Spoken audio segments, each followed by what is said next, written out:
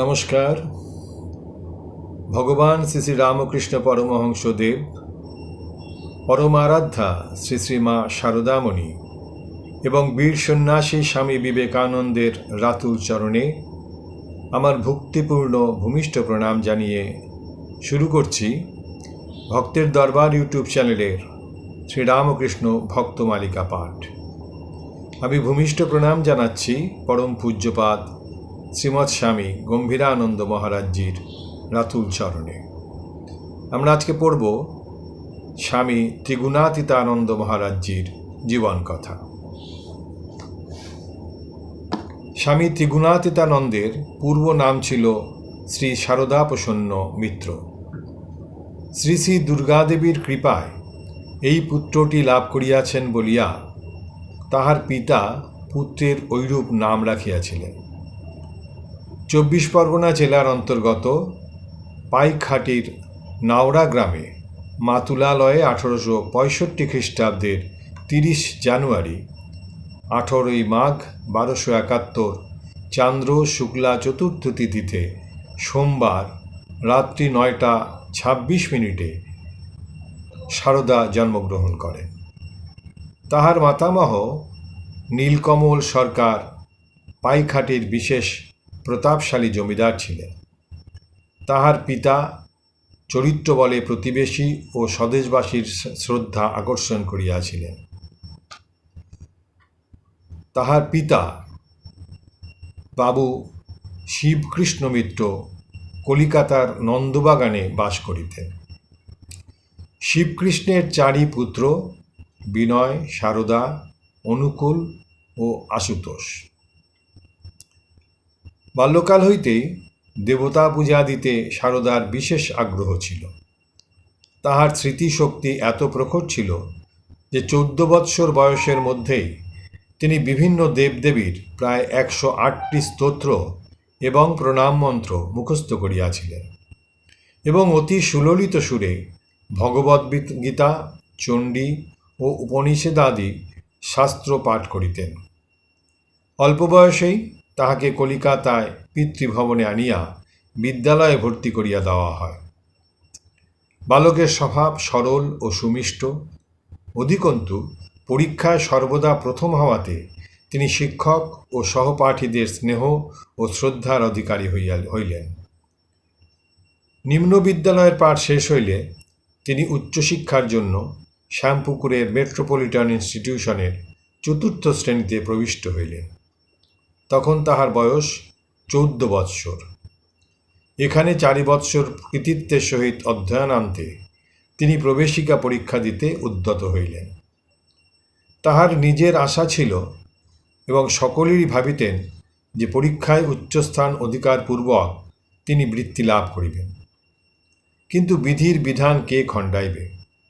পরীক্ষার দ্বিতীয় দিন জলখাবার খাইবার সময় অসাবধানতাবশত তাহার বড় সাধের সোনার ঘড়িটি চুরি যাওয়াতে তিনি এত বিচলিত হইয়া পড়িলেন যে অবশিষ্ট পরীক্ষা আর ভালো করিয়া দেওয়া হইল না।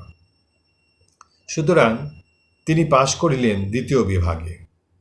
ইহাতে দুঃখের মাত্রা বর্ধিতই হইল। এত আশা আজ ব্যর্থ হইল। প্রত্যুত এই বিফলতাই আবার ঈশ্বরের বিধানে তাহাকে আর এক অপূর্ব সাফল্য আনিয়া দিল।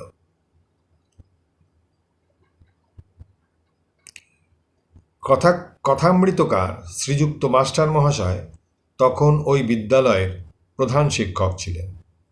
তিনি প্রিয় ছাত্রকে মাসাধিক যাবৎ বিমর্ষ দেখিয়া একদিন ১৮৮৪ খ্রিস্টাব্দে দক্ষিণেশ্বরে শ্রীরামকৃষ্ণের নিকট লইয়া গেলেন। অতঃপর ঠাকুরের আকর্ষণে তিনি স্বতই তাহার নিকট যাতায়াত আরম্ভ করিলেন। শারদার পিতাকে সাধুসঙ্গের বিরোধী জানিয়া ঠাকুর ব্যবস্থা করিয়াছিলেন যে শারদা গৃহে প্রত্যাবর্তনের জন্য শেয়ারের গাড়ি ভাড়া শ্রী শ্রী মায়ের নিকট হইতে লইবেন। লজ্জাশীলা মাও শারদার আগমন বুঝিতে পারিলে পূর্ব হইতে আবশ্যকীয় পয়সা দ্বার দেশে রাখিয়া দিতেন। জিজ্ঞাসার প্রয়োজন হইত না। দক্ষিণেশ্বরে যাতায়াতের ফলে ঘনিষ্ঠতা বৃদ্ধি পাইলে ঠাকুর তাহাকে দীক্ষা গ্রহণের জন্য শ্রী শ্রী মায়ের নিকট পাঠাইয়া বলিয়াছিলেন, অনন্ত রাধার মায়া কহনে না যায়, কোটি কৃষ্ণ কোটি রাম, হয় যায় রয়। কিন্তু তখন তাহার নিশ্চয়ই দীক্ষা হয় নাই, কারণ শ্রী শ্রী মা বলিতেন যে স্বামী যোগানন্দই তাহার প্রথম মন্ত্র শিষ্য। তবে অনুমান করা যাইতে পারে যে শ্রী শ্রী ঠাকুরের দেহত্যাগের পরে তিনি মাতা ঠাকুরানীর নিকট মন্ত্র গ্রহণ করিয়াছিলেন। ঠাকুরের সঙ্গগুণে সারদার জীবন কিরূপ নবভাবে গঠিত হইয়াছিল তাহার একটি দৃষ্টান্ত দিলে মন্দ হইবে না। শৈশব হইতে স্বগৃহের ব্যবস্থা দেখিয়া সারদার ধারণা হইয়াছিল যে ঝাড় দেওয়া, জল তোলা ইত্যাদি ঝি চাকরদের কাজ। তাই ঠাকুর যখন একদিন আদেশ করিলেন, কিছু জল এনে আমার পা ধুইয়ে দে, তখন লজ্জায় আরক্তিম বদন সারদা শুধু চিত্রার্পিতের ন্যায় দাঁড়াইয়া রহিলেন। ঠাকুর সব বুঝিয়াও যেন বুঝিতে পারেন নাই, এমনভাবে পুনরায় বলিলেন, জল নিয়ে আয়। সারদা কি করিবেন, উপায়ান্তর না দেখিয়া তাহাকে আদেশ পালন করিতে হইল। কিন্তু সেই সংস্কার অনিচ্ছা সেই দিনই পূর্ণ ইচ্ছায় পরিণত হইল। আমরা পরে ইহার পরিচয় পাইব। প্রবেশিকা পরীক্ষায় উত্তীর্ণ হইয়া সারদা 1885 খ্রিস্টাব্দের এপ্রিল মাসে মেট্রোপলিটন কলেজে FA পড়িতে আরম্ভ করিলেন। সেখানেও অল্পদিনে তিনি বেশ সুনাম অর্জন করিলেন, কিন্তু দ্বিতীয় বৎসর হইতে তাহাকে আর বিশেষ পড়াশোনা করিতে দেখা যাইত না।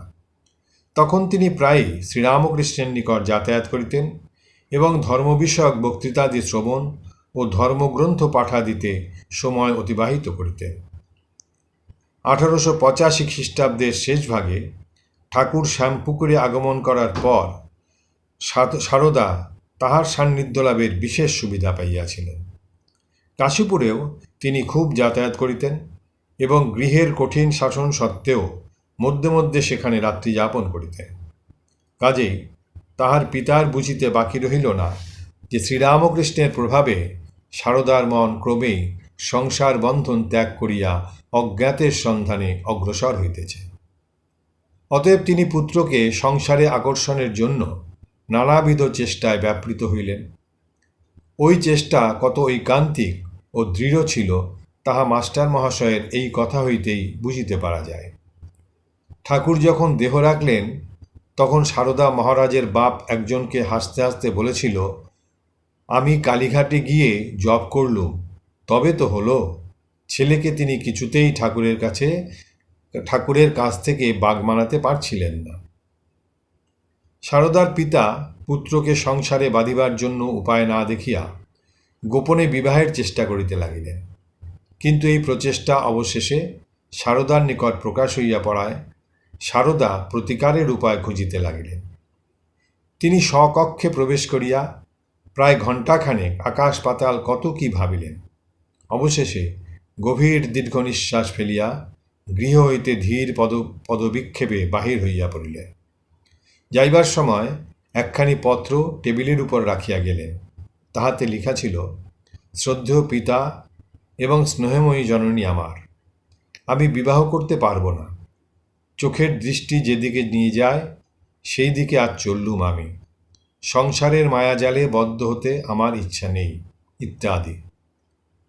1886 খ্রিস্টাব্দের 3 জানুয়ারি 11:30টার সময় বাড়ি হইতে পলায়ন করিয়া তিনি প্রথমত কাশীপুরের বাগানে ঠাকুরের নিকট গমন করিলেন এবং গৃহ হইতে পলাইতেছেন ইহা না জানাইয়াই তাহার শুভাশীর্বাদ লইয়া পদব্রজে পুরী রওনা হইলেন।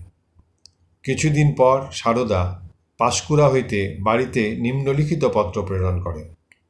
শ্রদ্ধেয় পিতা এবং স্নেহময়ী মা আমার, আপনাদের অকৃতজ্ঞ সন্তান দুঃখের সাগরে ভাসিয়া আপনাদের ছেড়ে চলে এসেছে। পারেন তো ক্ষমা করবেন। আমার দেশের ভাই বোন নানাবিধ দুঃখ কষ্টে হাবুডুবু খাচ্ছে। এই অবস্থায় আমি কুড়ের মতো বাড়িতে বসে থাকতে পারি নে। মানসিক অবস্থা পূর্ববতই আছে। আমার জন্য কোনো চিন্তা করবেন না। শরীর খুব ভালোই। বৃথা আমাকে খুঁজতেও এখানে আর আসবেন না, কারণ এই চিঠি ডাকে ফেলেই ফের রওনা দিচ্ছি। কোথায় যে যাই এখনও কিছু ঠিক নাই। মা ও বড় ভাই বোনকে আমার সশ্রদ্ধ প্রণাম জানাবেন, আপনিও নেবেন। ছোট ভাই বোনদের আমার ভালোবাসা জানাচ্ছি। ইতি আপনাদের অধম সন্তান সারদা। সারদা গন্তব্যস্থানের সংবাদ না দিলেও কাশীপুরে অনুসন্ধান করিয়া পিতা জানিলেন যে তিনি পুরী গিয়াছেন। সুতরাং তাহার পিতামাতা তাহাকে লইয়া আসিবার জন্য পুরী রওনা হইলেন। 27 জানুয়ারি 1886 পুরীতে উপস্থিত হইয়া জগজ্জননী সারদার সাক্ষাৎ পাইলেন। জননীর স্নেহময় কুশল প্রশ্নের উত্তরে সারদা আবেগভরে স্বীয় ভ্রমণ বৃত্তান্ত জানাইলেন। পাঁশকুড়া হইতে আপনাদের চিঠি লিখে চলতে আরম্ভ করলুম, কিন্তু 2 দিন যাবৎ কোথাও কিছু খেতে পেলুম না। বড়ই ক্ষুধার্ত ও পরিশ্রান্ত হওয়ায় চলতে বড় কষ্ট হলো। সন্ধ্যার পূর্বে নিশ্চয়ই কোনো লোকালয় পাব, এই ভরসায় অগ্রসর হল। কিন্তু সন্ধ্যার সময় দেখি সামনে বিরাট জঙ্গল, ওরই মধ্যে একটি ছোট রাস্তা এঁকে বেঁকে চলেছে। সর্বশক্তিমান ভগবানের উপর নির্ভর করে ওই রাস্তায় চলল, কিন্তু দুর্ভাগ্যবশত যতই যাই ততই দেখি নিবিড় বন নিবিড়তর হয়ে আসছে। অবশেষে অন্ধকারে দিশাহারা হয়ে গেল। কি করব? আমার গুরুদেব পরমহংসদেবের নাম করতে লাগল এবং সর্বনিয়ন্তা পরমেশ্বরকে প্রার্থনা জানাল। নিরুপায় হয়ে সামনের একটি বড় গাছে উঠে ডালের উপর ঘুমিয়ে পড়ল। হঠাৎ কে আমায় ডাকছে শুনতে পেলুম। কে? রাত্রির অন্ধকারে চেনা দায়। কণ্ঠস্বর কানে এলো, সন্ন্যাসী ঠাকুর, খিদে পেয়েছে? এই যে বাতাসা রয়েছে, খাও। এই বলে লোকটি চলে গেল এবং পুনরায় 1 ঘটি জল আমাকে দিয়ে কোথায় অদৃশ্য হয়ে গেল। নিবিড় বনে হঠাৎ একটি লোকের আগমন এবং তার সহানুভূতিতে অভিভূত হয়ে গেল। কি করে হলো বুঝতে পারলুম না, তবে পরম কারুণিক পরমেশ্বরের কৃপা মনে করে অনেকক্ষণ যেখানে লোকটি দাঁড়িয়েছিল সেই দিকে এক দৃষ্টে তাকিয়ে রইলুম। যাক, সামান্য জিনিস দিয়ে ক্ষুণ্ণিবৃত্তি করলুম। এইভাবে রাত্রি অতিবাহিত হলো।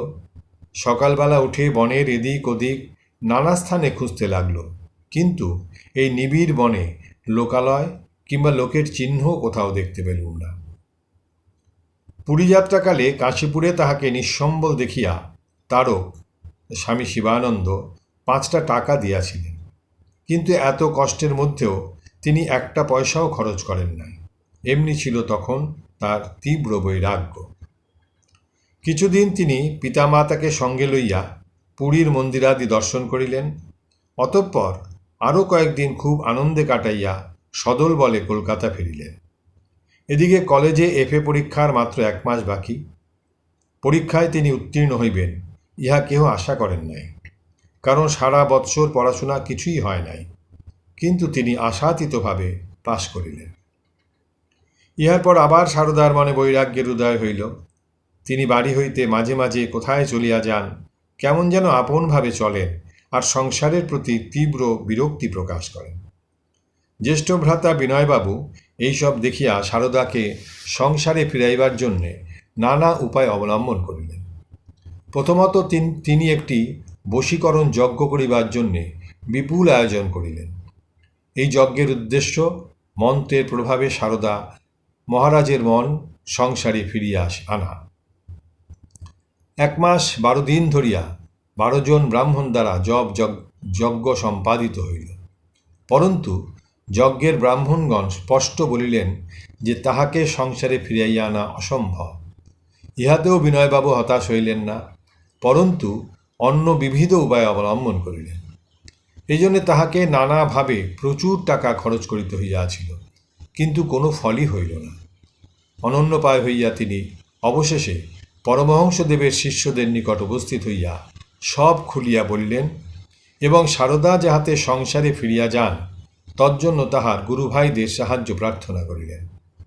মাসখানেক পরে সারদা সব জানিতে পারিলেন এবং ইহাতে তাহার সংসার বৃত্তৃষ্ণা বর্ধিতই হইল। শ্রীরামকৃষ্ণের দেহরক্ষার পর নরেন্দ্র প্রমুখ অনেকে যখন আটপুরে যান তখন সারদাও তাহাদের সঙ্গে গিয়াছিলেন। আটপুরে তাহারা যে কয়দিন ছিলেন সেই কয়দিন সেখানে বাবুরামের গৃহটি গভীর আধ্যাত্মিক ভাবে পূর্ণ হইয়া উঠিয়াছিল। ইহারই মধ্যে আবার একদিন শারদাকে শিব ও গঙ্গাধরকে পার্বতী সাজাইয়া হরগৌরী উৎসব করা হইল।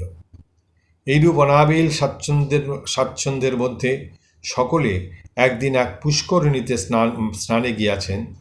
এমন সময় অনবধানবশত সন্তরণে অপটু শারদা ডুবিয়া যাইতে লাগিলেন। তখন নিরঞ্জন তাহাকে উদ্ধার করিলেন। আটপুর হইতে প্রত্যাবর্তনের অল্প পরেই শারদা বরাহনগর মঠে যোগ দিলেন এবং সন্ন্যাস অবলম্বন করিলেন। তাহার নাম হইল ত্রিগুণাতীতানন্দ, সংক্ষেপে ত্রিগুণাতীত।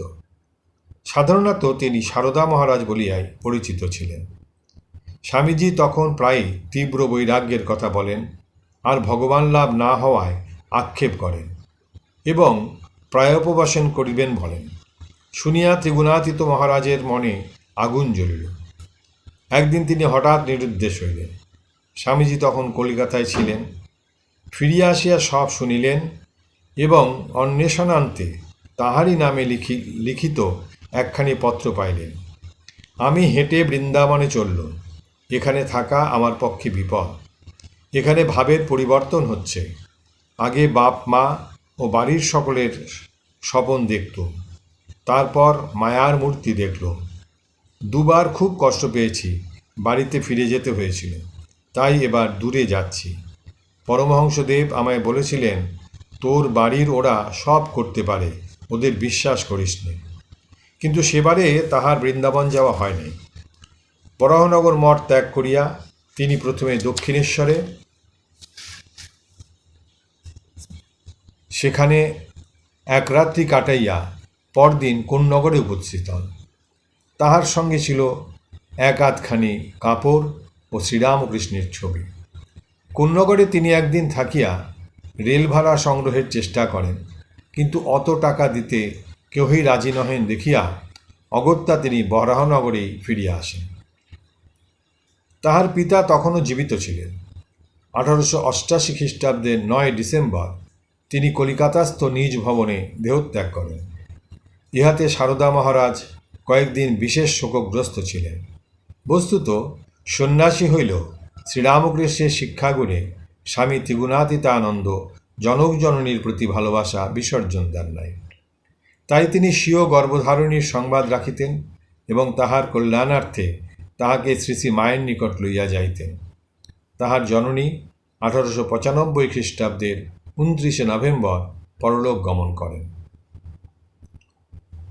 বরাহনগর মঠে বাসকালে স্বামীজি একদিন স্বামী শারদানন্দকে বলিলেন, পায়ে হেঁটে নবদ্বীপ থেকে বেরিয়ে এসো না শরৎ। শরৎ মহারাজ বাহির হইবেন। এমন সময় মহাপুরুষ স্বামী শিবানন্দ বললেন, শরৎ, আমিও যাব। শুনিয়া শরৎ মহারাজ দাঁড়াইলেন। ইত্যবসরে তীর্থদর্শন মানুষে ত্রিগুণাতীতাজিও রাস্তায় নামিয়া পড়িলেন। কিন্তু মহাপুরুষ ও শারদানন্দ মহারাজ রাস্তায় বাহির হইয়া আর সারদা মহারাজকে দেখিতে পাইলেন না। সুতরাং তাহাকে ফেলিয়াই তাহারা গন্তব্যস্থানাভিমুখে অগ্রসর হইলেন। বেলা বাড়িয়া সূর্য মাথায় উঠিল। তাহারা বিশ্রামের জন্য এক বাগানের সম্মুখে বসিলেন। অকস্মাৎ ত্রিগুণাতীতানন্দজি ওই বাগান হইতে বাহির হইয়া বলিলেন, দুপুর হয়েছে কি না, তাই স্নান করে পিতৃরক্ষা করে নিলাম। পিতৃরক্ষা? উভয়ে অবাক হইয়া প্রশ্ন করিলেন। ত্রিগুণাতীতা মহারাজ বুঝাইয়া বলিলেন, বাগানের পুকুরে স্নান করে ভাবলুম কি করে পিতৃরক্ষা করি। দেখলুম কচি দুর্বা রয়েছে, তাই খেয়েছি। খাওয়া দাওয়া সম্বন্ধে এমনই সৃষ্টি ছাড়া ব্যাপার ছিল স্বামী ত্রিগুণাতীতানন্দের। একসময় পেটের অসুখে ভুগিতেছেন দেখিয়া ব্রহ্মানন্দজি তাহাকে শ্রীযুক্ত ডাক্তার বিপিন ঘোষ মহাশয়ের নিকট পাঠাইয়াছিলেন। ভক্ত ডাক্তারবাবু সাধুকে স্বগৃহে পাইয়া এবং আহারে তাহার রুচি আছে জানিয়া জিজ্ঞাসা করিলেন, কি খাবে বলো? সাধু বলিলেন, রসগোল্লা। তখনকার দিনের 2 টাকার রসগোল্লা একখানি থালায় সজ্জিত হইয়া সম্মুখে উপস্থিত হইলে তিনি নির্বিবাদে সমস্ত শেষ করিলেন। অতঃপর কুশল প্রশ্নাদির ছলে ডাক্তার জিজ্ঞাসা করিলেন, আজ কি প্রয়োজনে এলে? তিনি বলিলেন, আমার পেটের অসুখ হয়েছে, তাই মহারাজ স্বামী ব্রহ্মানন্দ আপনার কাছে পাঠিয়েছেন। ডাক্তার অনুযোগের স্বরে বলিলেন, অত রসগোল্লা খেলে কেন? সহজ উত্তর আসিল, তা আপনি দিলেন, আমি কি করব? পাঠককে ইহাকে লোভ বলিবেন? সাধারণ বুদ্ধিতে তাহাই মনে হয় বটে, কিন্তু রসগোল্লার সঙ্গে ঘাসের কথাটিও মনে রাখিতে হইবে, আর ভাবিতে হইবে সিদ্ধ পুরুষ প্রেমানন্দজির বাণী। পূর্বোক্ত চিকিৎসা পর্ব বর্ণনা করিয়া তিনি বলিয়াছিলেন, ওর সিদ্ধাই ছিল। আমি একবার 7.5 ঘন দুধ ধীরে ধীরে দিতে লাগলো, বেশ খেয়ে যেতে লাগলো। আমিও থামলুম না, ও থামল না। স্বামী প্রেমানন্দই আবার বেলুর মঠে বসিয়া এক শিবরাত্রির পরদিন বলিয়াছিলেন, রোজ একটা করে কলা খেয়ে সারদা ওই বেলতলায় 7 দিন পড়ে রইল। তীর্থদর্শন ও সেবাকার্যাদির সময় ত্রিগুণাতীত মহারাজ ভিক্ষালব্ধ অন্নে দিনাতিপাত করিতেন। আবার সম্ভবস্থলে প্রচুর অন্ন গ্রহণ করিয়া উদরপূর্তি করিতেন, বা পরিহাসছলে ভোজ্য পরিবেশনের দৈন্য প্রমাণ করিয়া দর্শকবৃন্দকে স্তম্ভিত করিতেন। একদা জয়রামবাটি হইতে ফিরিবার সময় একটি ছোট হোটেলে উঠিয়া সারদা মহারাজ মালিককে জানাইলেন যে তিনি অপরের তুলনায় অধিক আহার করেন, সুতরাং পরিবেশনে যেন কার্পণ্য করা না হয়। তিনি সাধারণ হার অপেক্ষা অধিক অর্থ দিতে প্রস্তুত আছেন। ধর্মভীরু মালিক অর্থের দিকে দৃষ্টি না রাখিয়াই নিয়মে অভ্যাগতকে আহারে বসাইলেন। সারদা মহারাজ ক্ষুধিত ছিলেন, তাই বারংবার ডাল ভাত চাহিয়া খাইতে লাগিলেন। ক্রমে মালিকের ক্ষুদ্র ভাণ্ডার নিঃশেষিত প্রায় হইল, কিন্তু সাধুকে স্বীয় চিরাচরিত বিধান অনুযায়ী আহার করাইয়া তাহার একটা আত্মতৃপ্তি লাভ হইয়াছিল। আর সেই সম্ভার দিনে, সস্তার দিনে খরচও তেমন বেশি কিছু হয় নাই। সুতরাং ত্রিগুণাতীত মহারাজ অধিক অর্থ দিতে গেলেও সে গ্রহণ করিল না, শুধু শ্রদ্ধা নিবেদন করিয়া সাধুর আশীর্বাদ ভিক্ষা করিল। শ্রী শ্রী মায়ের প্রতি তাহার অসাধারণ বিশ্বাস ও ভক্তি ছিল। একবার তিনি শ্রী শ্রী মাকে লইয়া জয়রামবাটিতে যাইতেছিলেন। মা ছিলেন গোজানে এবং তিনি চলিয়াছিলেন পদব্রজে। রাত্রে গাড়িখানি রাস্তায় এমন এক গভীর গর্তময় স্থানে আসিয়া পড়িল, সেখানে উহা উল্টাইয়া যাইতে পারে, কিংবা ঝাঁকানিতে মায়ের নিদ্রাভঙ্গ হইতে পারে। অবস্থা বুঝিয়া ত্রিগুণাতীত মহারাজ রাস্তার গর্তে শুইয়া পড়িয়া তাহার দেহের উপর দিয়া গাড়ি চালাইতে আদেশ দিলেন।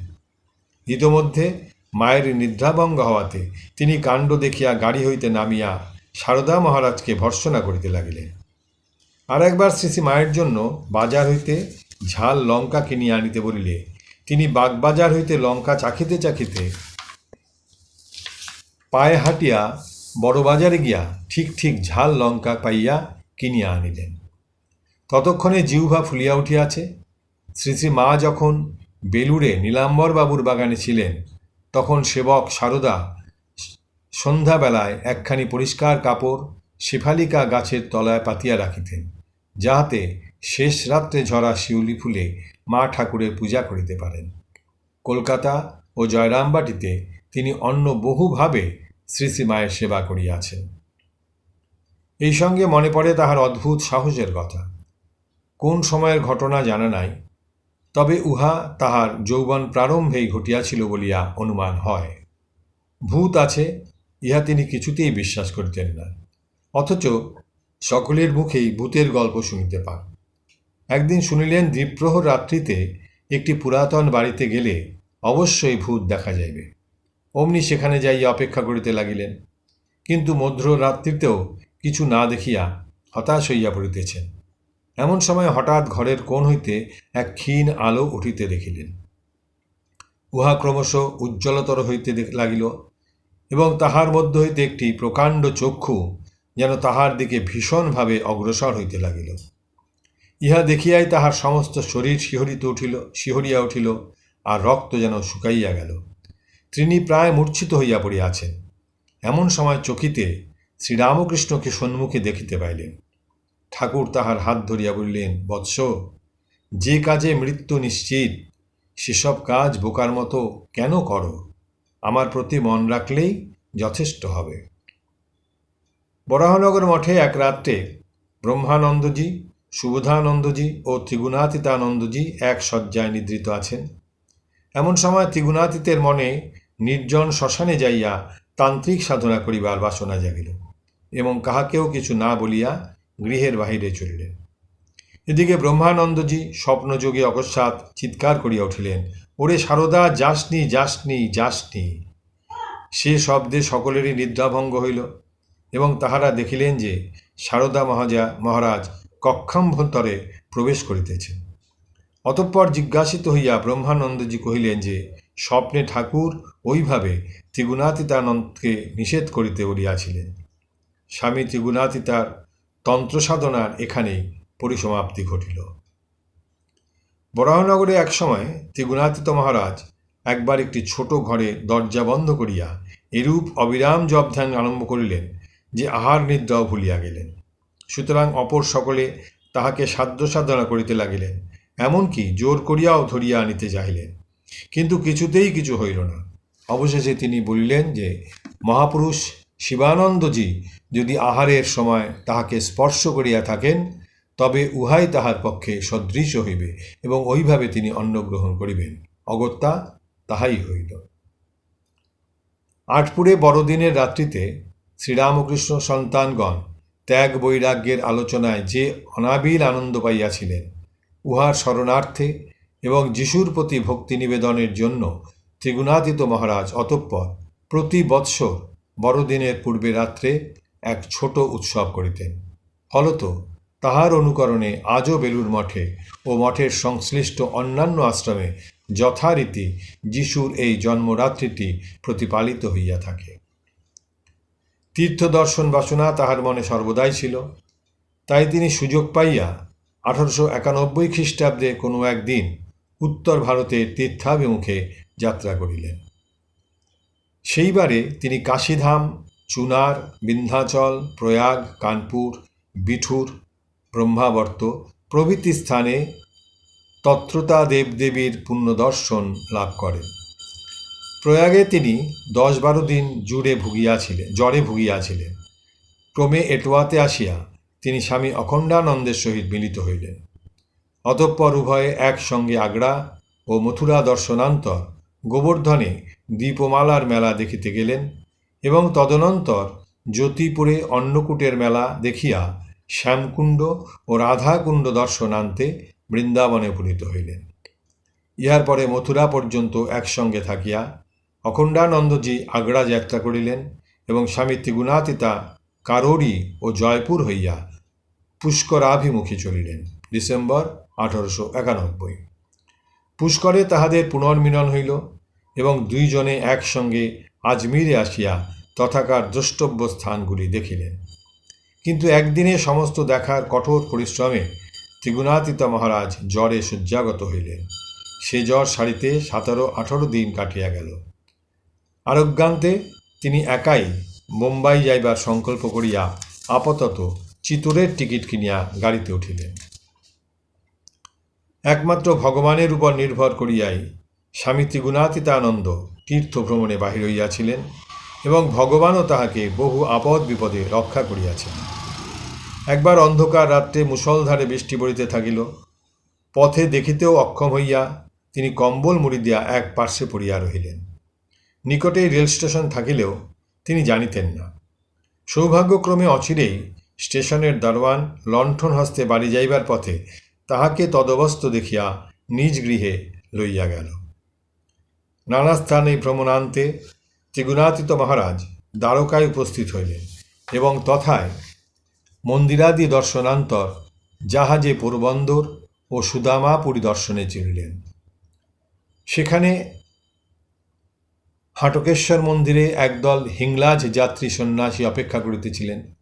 তাহারা অকস্মাৎ এই বাঙালি সাধুকে পাইয়া বিশেষ আনন্দিত হইলেন, কারণ এখন তাহার সাহায্যে রাজপ্রাসাদে অবস্থানকারী অপর বাঙালি সাধুকে ধরিয়া রাজার নিকট হইতে আবশ্যকীয় পাথেয় সংগ্রহের পথ সহজ হইয়া গেল। কে এই দ্বিতীয় বাঙালি সাধু? সাধুদের কথায় স্বামী ত্রিগুণাতীতার অনুমান হইল হয়তোবা ইনি স্বামী বিবেকানন্দ। তথাপি সন্ন্যাসীদের অনুরোধ এড়াইতে না পারিয়া তিনি ভিক্ষার্থী হিসাবেই তাহাদের সহিত ওই রাজপ্রসাদ নিবাসী সাধুর নিকট উপস্থিত হইলেন। গিয়া দেখেন তাহার অনুমান সত্য। কিন্তু স্বামীজি দৃঢ়ভাবে জানাইলেন, পয়সার জন্য আমি কাকেও বলতে পারব না, তোর কাছে যা আছে সব দিয়ে দে। স্বামী ত্রিগুণাতীত তাহাই করিলেন এবং সাধুদের বিদায় দিয়া স্বামীজির সহিত আলাপে প্রবৃত্ত হইলেন। অনেক রাত্রি পর্যন্ত তথায় কাটাইয়া তিনি হাটকেশ্বর মন্দিরে ফিরিলেন। পরদিন দ্বীপ্রহরে অন্যত্র যাইবার জন্য পুটুলি বাঁধিতেছেন, এমন সময় স্বামীজি সেখানে আসিয়া তাহাকে নিজ আবাসস্থলে লইয়া গেলেন এবং 2-3 দিন পরে জুনাগড়ের দেওয়ান হরিদাস বিহারী দাস মহাশয়ের বাটিতে পাঠাইয়া দিলেন। ওই বাটিতে কয়েকদিন থাকিয়া ত্রিগুণাতীত মহারাজ আবার ভ্রমণে নিষ্ক্রান্ত হন এবং তীর্থ দর্শন করিতে করিতে ক্রমে কলিকাতায় উপনীত হন। এই সময় একটি ঘটনায় স্বামী ত্রিগুণাতীতার সদ্বংশসুলভ অমায়িক ব্যবহারের পরিচয় পায়। কালীকৃষ্ণ মহারাজ স্বামী বিরজানন্দ মঠে যোগদান করিলে তাহার পিতামহ তাহাকে বাড়িতে ফিরাইবার জন্যে একদিন মঠে আসেন। পরন্তু স্বামী ত্রিগুণাতীতার কাছে আসন ও তামাক প্রদান এবং মধুর আলাপনে তিনি বুঝিতে পারেন যে নাতিটি সাধু প্রকৃতির যুবকদের সহিতই আছেন। ইহাতে তাহার খেদ মিটিয়া যায় এবং তিনি নির্বিবাদে গৃহে ফিরিয়া যান। ত্রিগুণাতীত মহারাজের তীর্থভ্রমণ স্পৃহা তখনও চরিতার্থ হয় নাই। সুতরাং কয়েক বৎসর পরে তিনি 1895 খ্রিস্টাব্দে তিব্বতের লাদাখ, কৈলাস ও মানস সরোবর দর্শনে যাত্রা করিলেন। এই দুর্গম রাস্তায় তাহাকে বহু বিপদের সম্মুখীন হইতে হইয়াছিল এবং বিশেষ কয়েকটি ক্ষেত্রে তিনি যেন দৈব সহায়েই উদ্ধার পাইয়াছিলেন। একদিন পথ চলিতে চলিতে ঠিক সন্ধ্যা সমাগমে এক বিস্তীর্ণ খরস্রোতা পার্বত্য নদীর তীরে উপনীত হইয়া তিনি দেখিলেন পার হইবার জন্য একটি পুরাতন বাঁধ মাত্র আছে, তাহাও মধ্যে মধ্যে ভগ্ন। জ্যোৎস্নার আলোকে কোনো প্রকারে উহারই উপর দিয়া চলিয়া যাইবেন ভাবিয়া অগ্রসর হইলেন এবং ভগ্ন স্থানগুলি উল্লম্ফনপূর্বক অতিক্রম করিতে থাকিলেন। এইভাবে চলিয়া সবেমাত্র মধ্যস্থলে পৌঁছিয়াছেন, এমন সময় একখানি কালো মেঘ উজ্জ্বল চন্দ্রমাকে একেবারে আচ্ছন্ন করায় অমানিসার মতো চারিদিক সম্পূর্ণ তিমিরাবৃত হইল। অন্ধকারে এই বাঁধের উপর দিয়া এক পা অগ্রসর হওয়াও অর্থ নিশ্চিত মৃত্যু। তিনি কিংকর্তব্য বিমূঢ় হইয়া চুপ করে দাঁড়াইয়া রহিলেন, মনে মনে শুধু ঠাকুরের নাম করিতে লাগিলেন। সহসা শুনিতে পাইলেন কে যেন তাকায় বলিতেছেন, আমায় অনুসরণ কর। হঠাৎ কিছুই বুঝিতে পারিলেন না, কলের পুতুলের মতো চলিতে আরম্ভ করিলেন এবং দেখিতে দেখিতে নদীর অপর তীরে আসিয়া উপস্থিত হইলেন। ততক্ষণে কালো মেঘখানি সরিয়া যাওয়াতে চাঁদের আলো পরিষ্কারভাবে চারিদিকে ছড়াইয়া পড়িল। তথাপি নদীর তীরে তিনি কোনো লোকের চিহ্ন দেখিতে পাইলেন না।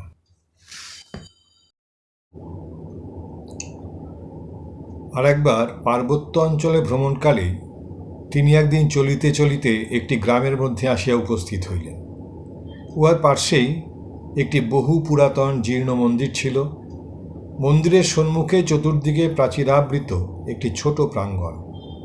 তিনি শুনিতে পাইলেন সূর্যাস্তের পরে ওই মন্দিরের দরজা বন্ধ করিয়া দেওয়া হয়, কেননা রাত্রিতে কোথা হইতে ঝাঁকে ঝাঁকে মশা এই মন্দিরে আসিয়া উপস্থিত হয় এবং কেহ মন্দিরের মধ্যে থাকিলে মশক দংশনে তাহার জীবন সংশয় হয়।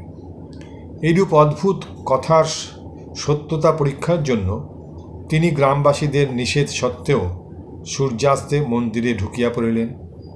তাহার পর সত্য সত্যই কৃষ্ণ মেঘসদৃশ মশকপুঞ্জ আসিয়া তাহাকে আক্রমণ করিলে তিনি কম্বলাবৃত হইয়া ভূমিতে গড়াগড়ি দিতে লাগিলেন এবং ঠাকুরকে স্মরণ করিয়া সারা রাত্রি অনিদ্রায় কাটাইলেন।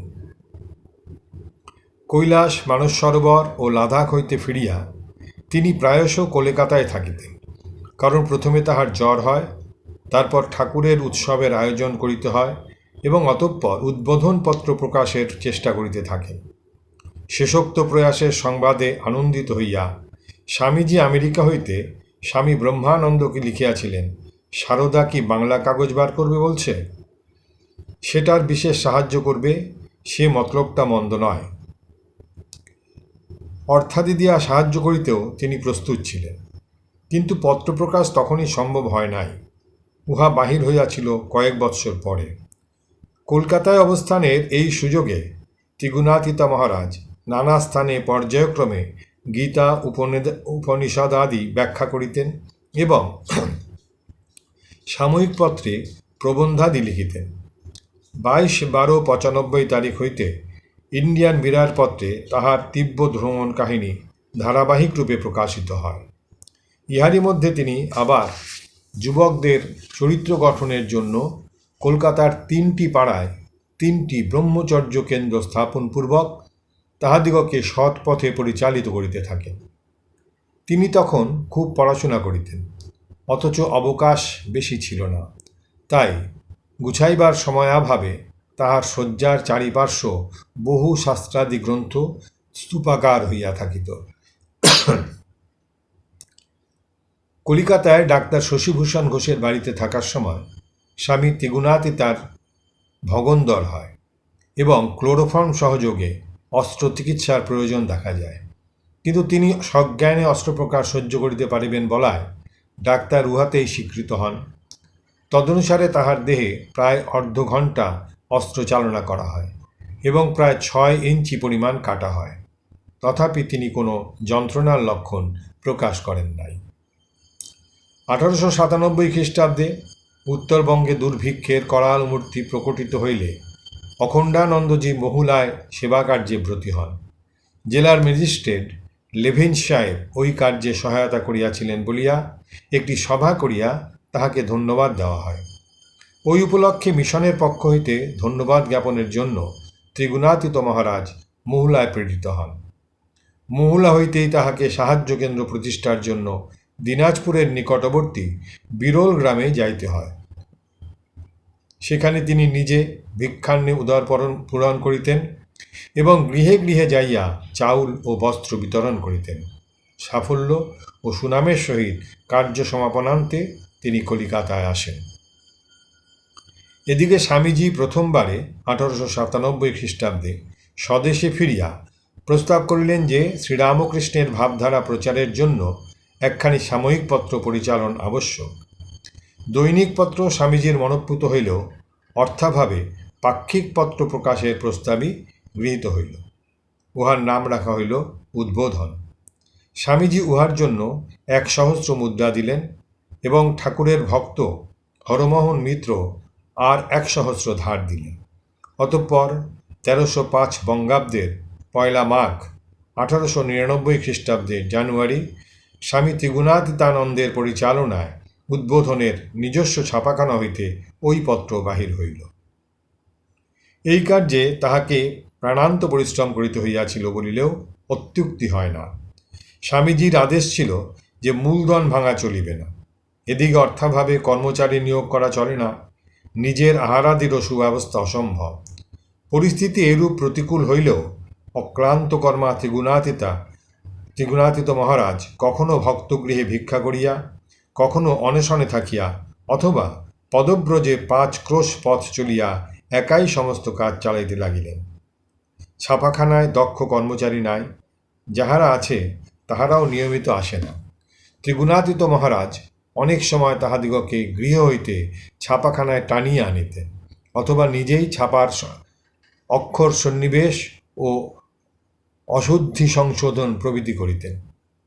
ক্লান্ত দেহ পাছে ঘুমাইয়া পড়ে, এই ভয়ে দাঁড়াইয়া দাঁড়াইয়াই তিনি কাজ করিতেন।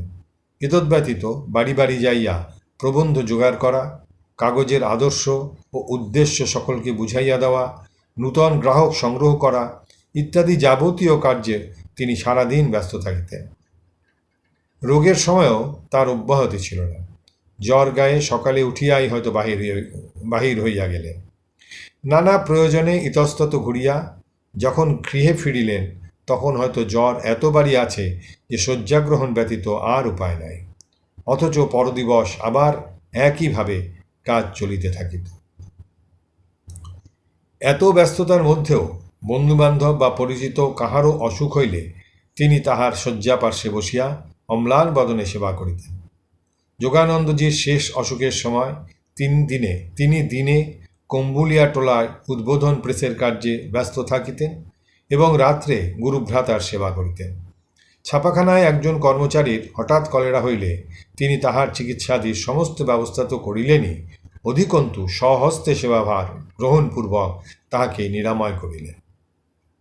এদিকে তুরীয়ানন্দজি 1902 খ্রিস্টাব্দে আমেরিকা হইতে ভারতে ফিরিয়া আসিতে উদ্যত হইলে স্বামীজি ত্রিগুণাতীত মহারাজকে তাহার স্থলাভিষিক্ত করিতেও চাহিলেন।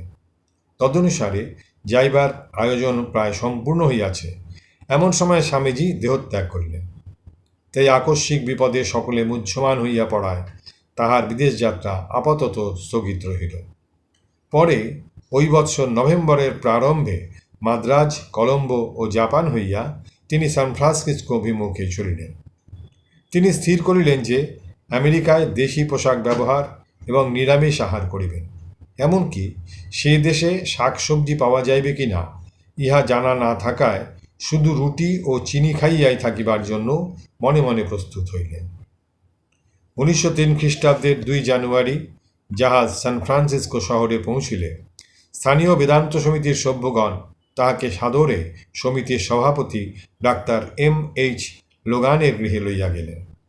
কয়েক সপ্তাহ পরে C.F. পিটারসন দম্পতির গৃহ তাহার প্রধান কার্যকেন্দ্র হইল এবং সেখানে পুরাতন ও নূতন ছাত্রদিগকে লইয়া নিয়মিতভাবে বেদান্তালোচনা চলিতে লাগিল। ক্রমে কার্য বর্ধিত হওয়ায় 40 স্টুনার স্ট্রিটের একটি ভাড়া বাড়িতে উঠিয়া গেলেন। এখানে প্রতি সপ্তাহে গীতা ও উপনিষদ আদি ব্যাখ্যার সঙ্গে একটু আধটু ধর্মসঙ্গীতেরও ব্যবস্থা হইল। তাহার সুনাম প্রচারিত হওয়ায় অচিরেই দক্ষিণ ক্যালিফোর্নিয়ার অন্তর্গত 425 মাইল দূরবর্তী লস এঞ্জেলস নগর হইতে তাহার নিকট বেদান্ত প্রচারের আহ্বান আসিল। অতএব 1904 খ্রিস্টাব্দ হইতে সেখানেও তিনি বক্তৃতাদি আরম্ভ করিলেন, কিন্তু একা উভয় কার্য চালানো অসম্ভব জানিয়া ওই বৎসরের শেষে স্বামী সচ্চিদানন্দকে বেলুর মঠ হইতে আনাইয়া তাহার উপর লস এঞ্জেলসের কার্যের ভার দিলেন। ওই বৎসর সান ফ্রান্সিসকোর কাজ এত বৃদ্ধি পাইল যে নিজস্ব ভূমিতে বেদান্ত সমিতির গৃহাদি নির্মিত না হইলে আর চলে না। সেজন্য বন্ধুবান্ধবের সাহায্যে ভূমি সংগ্রহান্তে 1905 খ্রিস্টাব্দের 25 আগস্ট তথায় হিন্দু মন্দিরের ভিত্তি স্থাপিত হইল। পাশ্চাত্য জগতে ইহাই প্রথম হিন্দু মন্দির। কাজটা আজ যেরূপ সহজ সরল মনে হইতেছে, স্বামী ত্রিগুণাতীতার সময় সেরূপ ছিল না। পাশ্চাত্যের প্রতিকূল বা উদাসীন মনোভাবের সম্মুখে এইরূপ একটা প্রস্তাব লইয়া উপস্থিত হওয়া তখন দুঃসাহস বা কল্পনা বিলাস ব্যতীত আর কিছুই ছিল না। অথচ ত্রিগুণাতীত মহারাজের অতুলনীয় উদ্যম ও উদ্দীপনায় আমেরিকার নরনারী প্রচুর অর্থ ব্যয় বৈদেশিক ও অপরিচিত ভাবধারার স্থায়ী প্রতীক স্বরূপে গড়িয়া তুলিল এই হিন্দু মন্দির। আর তাহারাই হইল ইহার পৃষ্ঠপোষক। স্বামী ত্রিগুণাতীতের কিন্তু ইহার উপর কোনো দাবি দাওয়া ছিল না। তিনি বলিতেন, বিশ্বাস করো এই মন্দির নির্মাণে আমার যদি এতটুকু স্বার্থ থাকে তবে এ নষ্ট হয়ে যাবে, কিন্তু এ যদি ঠিক ঠাকুরের কাজ হয় তবেই টিকে থাকবে। আর বলিতেন, এটি ভোগ করতে আমি বেশি দিন থাকব না, পরে যারা আসবে তারাই ভোগ করবে। ত্রিগুণাতীত মহারাজ আজ নেই, কিন্তু আজও এই মন্দির মার্কিন দেশে সগৌরবে মস্তক তুলিয়া বেদান্তের সার্বভৌমিকতা ও প্রতিষ্ঠাতার গুরুভক্তির সাক্ষ্য দিতেছে। 1906 খ্রিস্টাব্দের 7 জানুয়ারি প্রায় 300 নরনারীর উপস্থিতিতে হিন্দু প্রথা অনুযায়ী পূজা ও আরাত্রিকের পর মন্দিরটি মানব কল্যাণার্থে উৎসর্গীকৃত হয় এবং 15 জানুয়ারি সর্বপ্রথম উপাসনা আরম্ভ হয়। স্বামী ত্রিগুণাতীতের ইচ্ছা ছিল যে মন্দির প্রতিষ্ঠা উপলক্ষে সংঘাধ্যক্ষ স্বামী ব্রহ্মানন্দজি মহারাজকে আমেরিকায় লইয়া যাইবেন, কিন্তু নানা কারণে মহারাজের যাওয়া হয় নাই। মন্দির নির্মাণের পর বেদান্ত সমিতি নিঃস্ব হইয়া গেল। তদুপরি 1908 খ্রিস্টাব্দের মে মাসে ব্যাপক অগ্নিকাণ্ডের ফলে নগরবাসী, বন্ধুবান্ধব ও সমিতির সভ্যগণ বিশেষ ক্ষতিগ্রস্ত হওয়ায় সমিতির আয় হ্রাস পাইল। ত্রিগুণাতীত মহারাজ ইহাতেও দমিলেন না। এমনকি অভেদানন্দজি সংবাদ পাইয়া নিউ ইয়র্ক হইতে যখন সাহায্যের প্রস্তাব করিলেন, তখন তিনি উত্তর দিলেন, আমাদের প্রয়োজন হইলে তোমাকে জানাইব। আমরা আমাদের সকল খরচ কমাইয়া দিয়াছি এবং এখানকার রিলিফ কমিটির সাহায্য সমিতি নিকট হইতে প্রচুর খাদ্য পাইতেছি।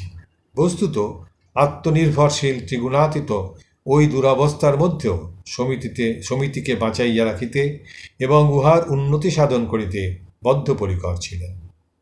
তাহার সে প্রচেষ্টা সফল হইয়াছিল। শুধু তাহাই নহে, ওই বৎসর আগস্ট মাসে প্রকাশানন্দজি সান ফ্রান্সিসকো উপস্থিত হইয়া তাহার সহায়তা করিতে থাকিলে কার্যের সর্বাঙ্গীন প্রসারী হইতে লাগিল। ইহার পর তাহার লক্ষ্য হইল মন্দিরের সংলগ্ন বাসকক্ষগুলিকে অবলম্বন করিয়া আশ্রম জীবন গড়িয়া তোলা এবং তাহাতে পাশ্চাত্যবাসীকে ব্রহ্মচর্যের আদর্শ শিক্ষা দেওয়া। ক্লাস ও বক্তৃতা দিতে যে সকল ছাত্র আসিত তাহাদেরই প্রায় 10 জনকে লইয়া আশ্রমের সূত্রপাত হইল। এই সংখ্যা মধ্যে মধ্যে বর্ধিত হইল, গড়ে 10 জনই আশ্রমে থাকিত। শৃঙ্খলাপ্রিয় ত্রিগুণাতীত মহারাজ ইহাদের জীবন হিন্দুভাবে সুনিয়ন্ত্রিত করিতে যত্নপর ছিলেন। ছাত্রেরা পূর্বেরই ন্যায় জীবিকা অর্জন করিত এবং আশ্রমের ব্যয় নির্বাহের জন্যে যথাশক্তি অর্থ সাহায্য করিত। তদুপরি আশ্রমের যাবতীয় কার্য তাহারাই সম্পন্ন করিত। প্রত্যুষে 4টায় উঠিয়া তাহারা ধ্যানে বসিত। তারপর ঘরদোর পরিষ্কার করা, ফুলবাগানে জল দেওয়া প্রভৃতি কার্যে ব্যাপৃত হইত। এই সমস্ত কার্য যাহাতে তাহারা একটা উচ্চ ভাবের প্রেরণায় স্বেচ্ছায় গ্রহণ করে এবং ওই সকল করিয়া যাহাতে তাহাদের চিত্তশুদ্ধি হয়, তৎপ্রতি ত্রিগুণাতীত মহারাজ সবিশেষ দৃষ্টি রাখিতেন। সকাল ও সন্ধ্যায় আহারের সময় তিনি তাহাদিগকে শ্রীরামকৃষ্ণের কথা বলিতে বলিতে তন্ময় হইয়া যাইতেন এবং ব্রহ্মচারীরাও বিভোর হইয়া শুনিত। কখনো বা ধুনি জ্বালাইয়া মুক্তাকাশের নিম্নে গভীর ধ্যান চলিত। আবার সপ্তাহে একদিন উপবাস ও নির্জনে সাধনেরও ব্যবস্থা ছিল, কিন্তু উহা বাধ্যতামূলক ছিল না। ওই সময় অনেকের বিবিধ অনুভূতি হইত। ভাবগাম্ভীর্যপূর্ণ ও যত্নবহুল ঈদৃশ জীবন কঠোর হইলেও ছাত্রগণ ইহা স্বেচ্ছায় বরণ করিত। এই সময়ে স্বামী ত্রিগুণাতীতের শ্রীমুখ হইতে বহু মূল্যবান বাণী নির্গত হইয়া তাহাদিগকে সাধন পথে শক্তি প্রদান করিত। তিনি বলিতেন, live like a hermit but work like a horse. সাধুর মতো জীবনযাপন করো এবং কিন্তু ঘোড়ার মতো খাটো। Do or die but you will not die. মন্ত্রের সাধন কিংবা শরীর পতন, কিন্তু শরীর যাবে না নিশ্চয়। ডু ইট নাও, এখনই এটা করো। Watch and pray. সদা সাবধান থেকে প্রার্থনা করো। এইসব কথা লিখিয়া তিনি ব্রহ্মচারীদের গৃহের প্রাচীরে ঝুলাইয়া দিয়াছিলেন। তিনি সঙ্গীত ভালোবাসিতেন এবং মনে করিতেন যে উহা সাধনার এক উত্তম সহায়। অতি প্রত্যুষে তিনি ব্রহ্মচারীদের লইয়া নানাবিধ ভক্তিরসাত্মক গান ও স্তোত্রাদিতে সময় কাটাইতেন। কখনো কখনো ছাত্রদের লইয়া মঠ হইতে মাত্র 1/2 মাইল দূরে সান ফ্রান্সিসকো উপসাগর তীরে উপস্থিত হইতেন এবং অরুণোদয়ের প্রাক্কালে তাহাদের মিলিত কণ্ঠ হইতে উত্থিত সঙ্গীত লহরী সমুদ্র বক্ষে নৃত্য করিতে করিতে দূরে প্রসারিত হইত।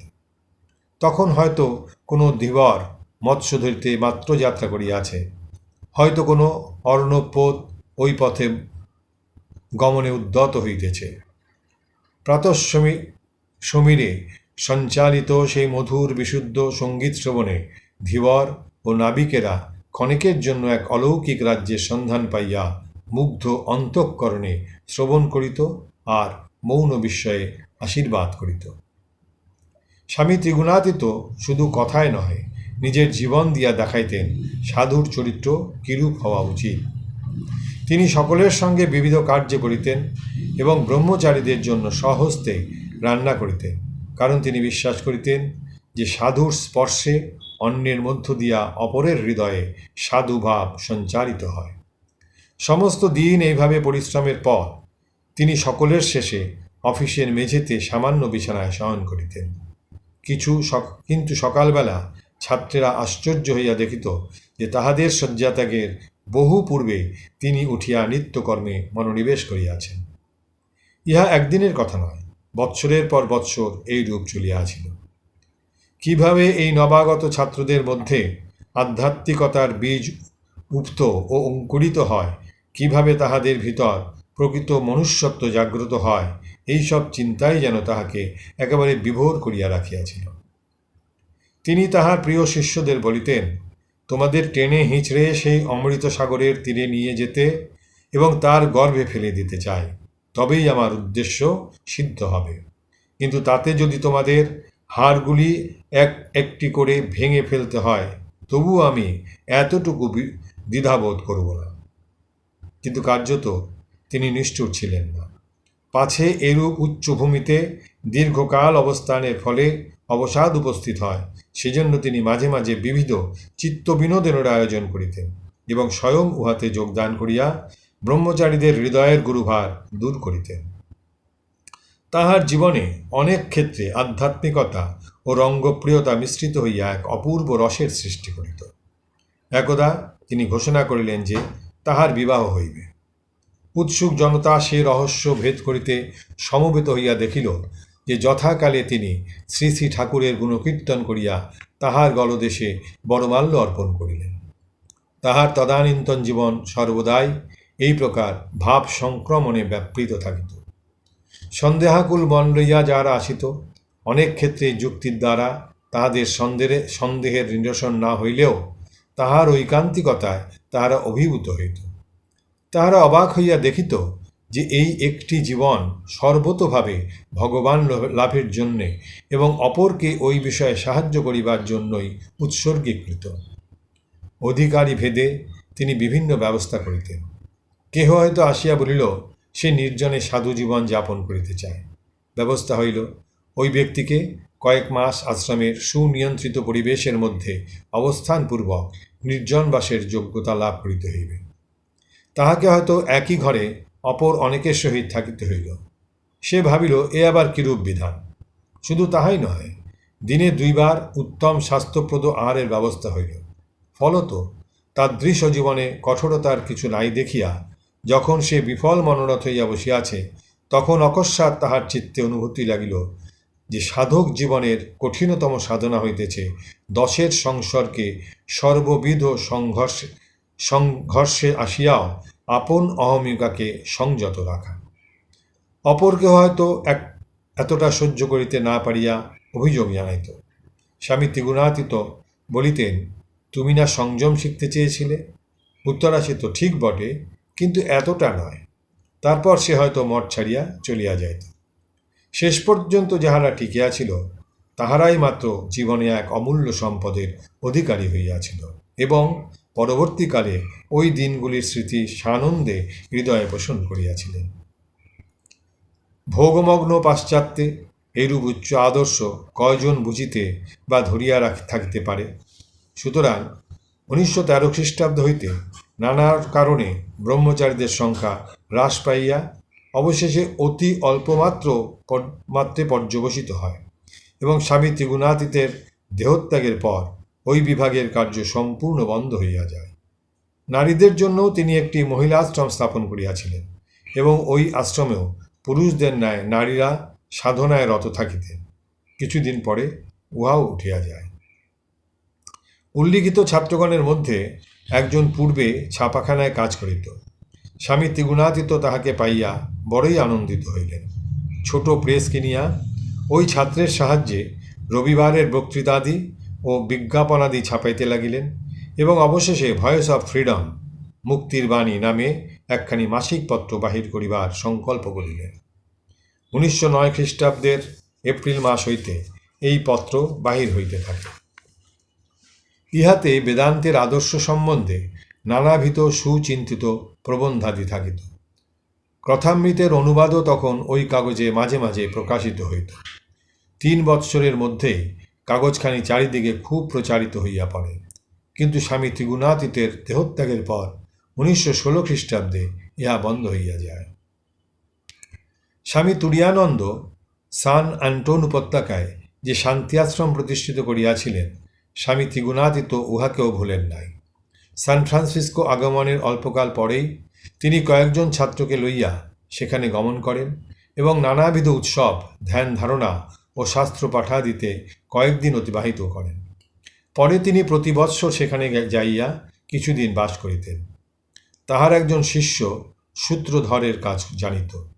সে তাহার আদেশে শান্তি আশ্রমে বাস করিতে থাকে এবং দুই একটি নূতন বাটি নির্মাণের দ্বারা ও অন্যান্যভাবে আশ্রমের উন্নতি সাধন করে। স্বামী ত্রিগুণাতীতের সহিত যাহাদের শান্তি আশ্রমে বাস করার সৌভাগ্য ঘটিয়াছিল, তাহারা উচ্চাঙ্গের সাধনার আস্বাদ পাইয়া এবং বিবিধ অনুভূতি লাভ করিয়া কৃতার্থ হইয়াছিলেন। শান্তি আশ্রমের দিনগুলি ছিল একটানা একনিষ্ঠ সাধনায় পরিপূর্ণ। তিনি সর্বতোভাবে তুরীয়ানন্দজির প্রতিষ্ঠিত ধারা অব্যাহত রাখিয়াছিলেন। হিন্দু মন্দিরেই হোক কিংবা শান্তি আশ্রমেই হোক, স্বামী ত্রিগুণাতীতার প্রতিকার্যে ভগবৎভাবে ভাবিত ছিল। তিনি যাহা কিছু করিতেন সমস্তই ঠাকুরের জন্য। তিনি তাহার কয়েকটি শিষ্যকে প্রচারক রূপে গড়িবার জন্য যে পরিকল্পনা রচনা করিয়াছিলেন, তাহাতে তাহার নিজের কার্যপ্রণালীরও কতক পরিচয় পাওয়া যায়। তার ধারণা ছিল এই যে প্রত্যেকটি বক্তৃতা বা পাঠ হইবে বেদান্তকে জীবনে পরিণত করার অবলম্বন মাত্র। ওই বক্তৃতাদির সাহায্যে প্রচারক স্বীয় শ্রোতৃমণ্ডলীর সেবা করিবেন, তাহার নিজের মনে কোনরূপ অহমিকা স্থান পাইবে না। প্রচারককে ভগবানের শরণাগত হইয়া তাহারই দান স্বরূপে তাহারই নিকট হইতে প্রতিদিনের বক্তব্য শিখিয়া লইতে হইবে। ইহার উপায় হইতেছে প্রার্থনা ও শরণাগতি। পুস্তকাদি স্থান এবং বিধ প্রস্তুতির পক্ষে অতি নিম্নে।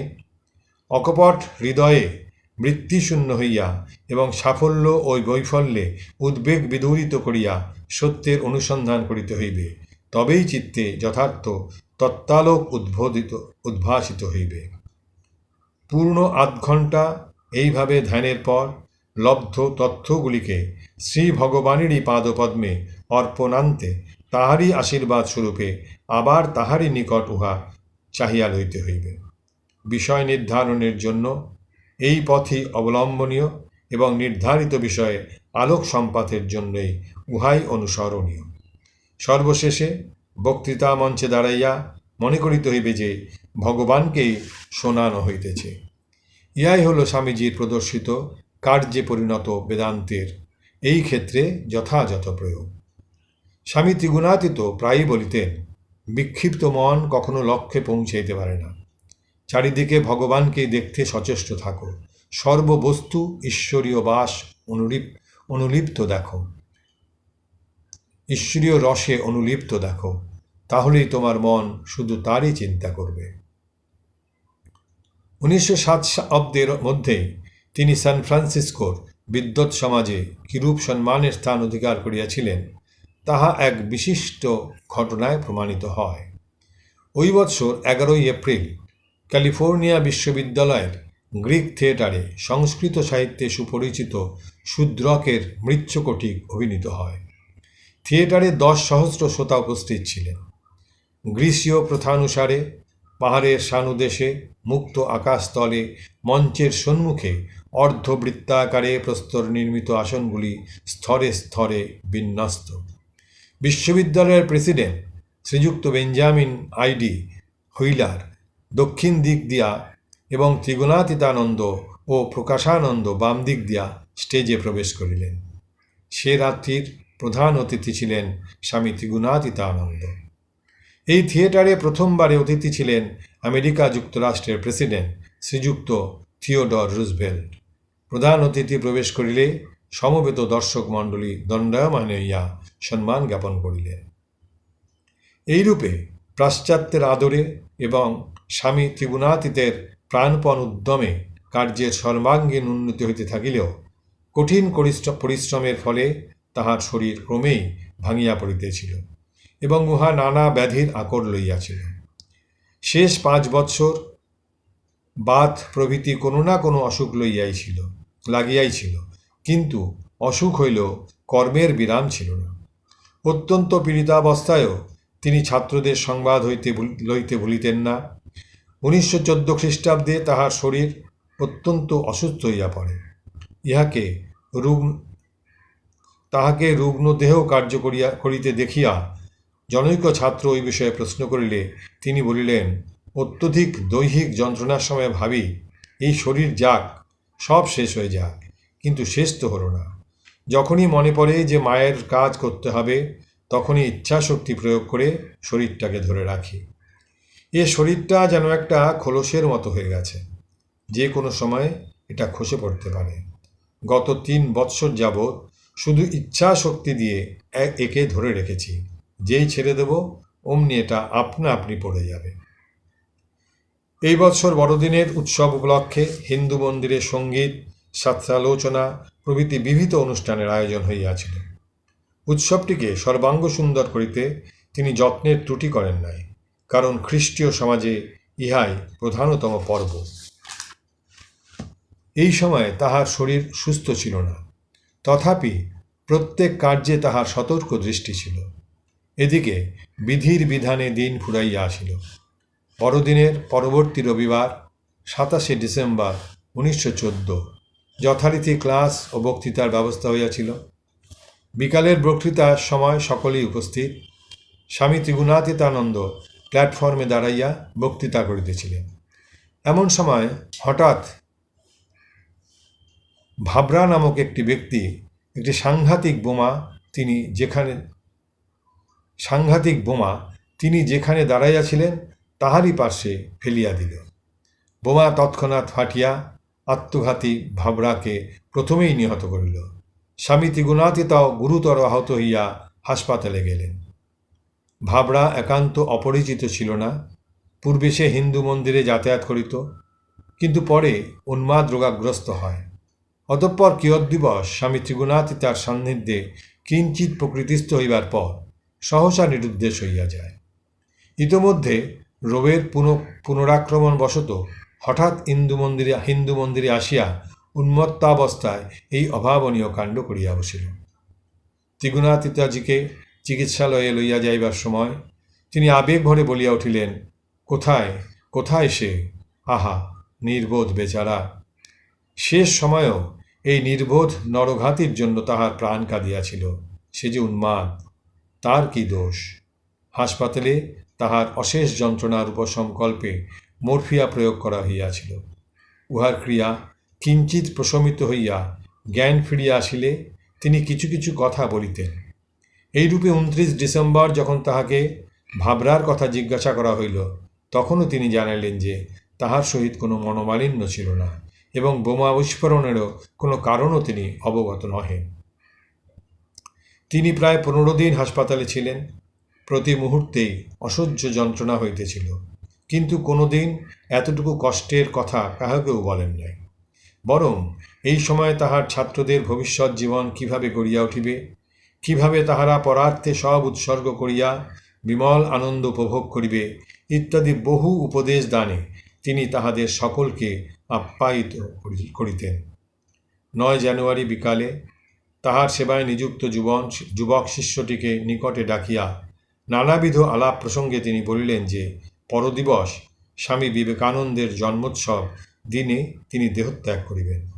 সত্য সত্যই পরদিন 1915 খ্রিস্টাব্দের 10 জানুয়ারি বিকাল 7:30টার সময় তিনি শ্রীগুরুপদে মিলিত হন।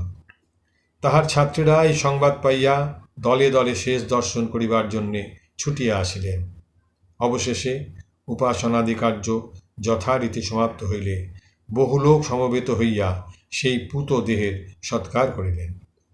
কিছুদিন পর একদল ভক্ত ও ছাত্রেরা স্বামী ত্রিগুণাতীতার সুপবিত্র ভস্মাবশেষ লইয়া শান্তি আশ্রমে গমন করিলেন এবং তথায় সিদ্ধগিরিতে উহা প্রথিত করিলেন। পরম পূজ্যপাদ শ্রীমৎ স্বামী ত্রিগুণাতীতানন্দ মহারাজজির জীবন কথা এখানেই শেষ হচ্ছে। জননীং শারদাং দেবীং রামকৃষ্ণং জগদ্গুরুং পাদপদ্মে তয় শ্রিত্বা প্রণমামি মুহুর্মুহুঃ।